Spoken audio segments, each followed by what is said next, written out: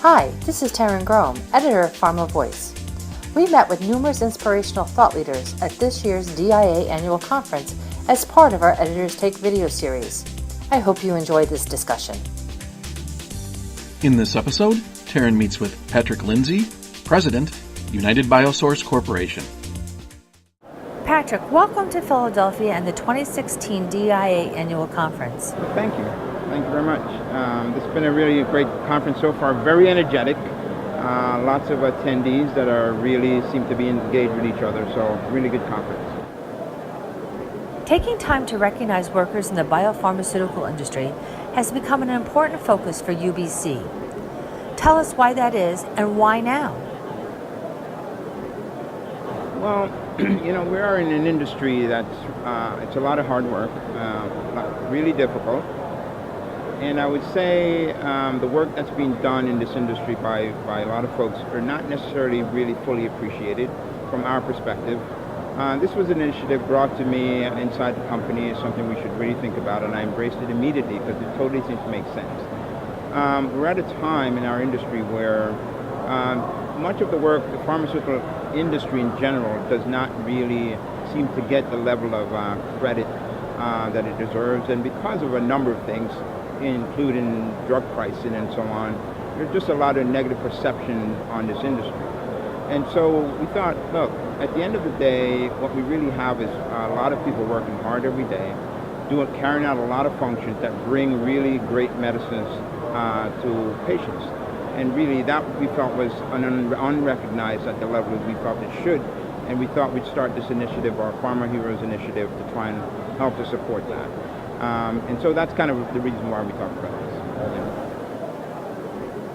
In your career, what are some of the most significant achievements you've seen undertaken by the people working in the biopharmaceutical industry?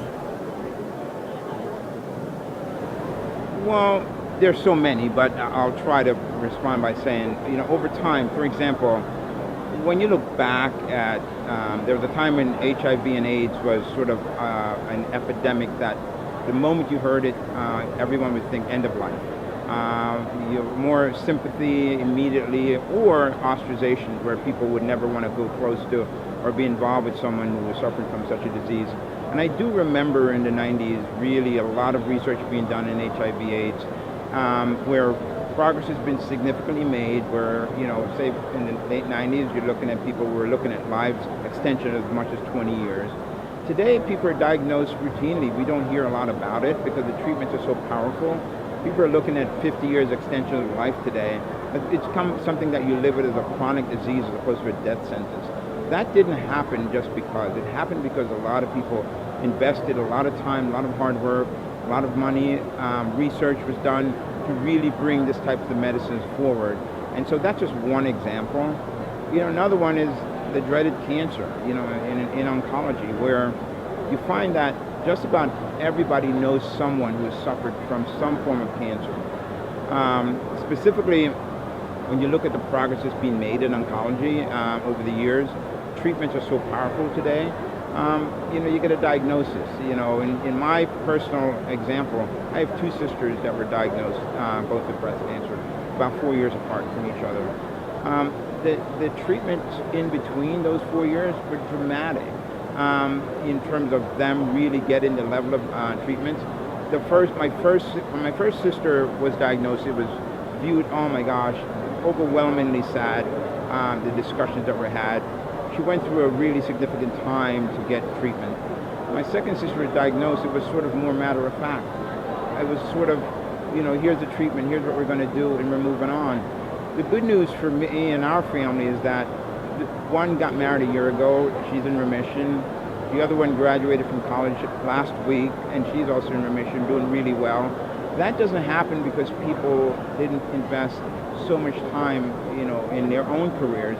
And when I say that, I don't just mean your medical doctors. I mean, your data managers, your clinical research associates, your people who are designing protocols, folks that are really doing care to support patients over the phone, call center type individuals. So cross-section of people in this industry doing heroic things every day that's really having meaningful impact on lives. And that's really what I think this Farmer Heroes campaign is about, and why we think people deserve to be recognized. You know, it's very easy to only focus on the things that are more negative in an industry. But when you look at the fact that people wake up every day, go to work every day, and make a difference in people's lives every day, that's fantastic stuff. And we just felt that was going unrecognized and should be given a lot of attention. What can each of us do to help recognize life science professionals and at the same time elevate the status of the biopharmaceutical industry? Well, you know, I'm going to say something really simple. It's just recognition. All right? Say thanks. Give a recognition to the average person doing the work on a day-to-day basis. We at UBC have actually provided an avenue for that also, right? We've given you one additional tool, the Farmer Heroes campaign. You go to the website, farmerheroes.com, and you are able to nominate individuals, identify individuals, recognize individuals through those mechanisms. You know, what we will do once we have that, we actually send that acknowledgement to the individual, we send a plaque to the individual, and we donate $25 in that person's honor to one of the three areas that we have identified, charitable organizations have identified. So the three foundations that we've identified are the Cancer Support Community, Global Genes, and the International Medical Corps. Those are the ones we've identified. But I do want to emphasize, although we have this as the mechanism that we do encourage, and you know, you can in fact nominate from one person, as many as you choose, up to 100 or more, because we don't think there's any shortage of people doing really great work. So we want to make sure that's available. But at the same time, we also think it's very important on a daily basis to recognize and say thank you to individuals that you see working side by side with yourselves, or your interaction in a service environment that you observe doing great work, because that also goes a long way. And so we really recommend that, and really want to support that. On behalf of Pharma Voice, Patrick, we want to say thank you, because this is a great campaign and it really showcases those individuals, as you say, who deserve that recognition. And thank you very much for having us. You know, in our company, there's a lot of folks that I see every day doing really great work. This is one of the few things that we see as an opportunity to recognize them outside of our normal recognition mechanisms. But this concept, I do want to emphasize, came from a collective body inside our company. It wasn't just Patrick Lindsay's idea. I really was brought into it to support it. But I really feel good in my own heart, because our teams see this as an important initiative and a drive in it. And so I just encourage everyone to step up and truly continue to be a farmer hero. When you do look at the fact that maybe when you're doing the work, you don't realize the impact, and you don't realize how much what you're doing, how it touches the lives. But just think about this for a second, that if all you're doing is processing data in a clinical trial, well, you should know that that data is an important part of ensuring that that trial is successful. If the trial is successful, it moves on to the process. So a drug will never get approved without good quality data.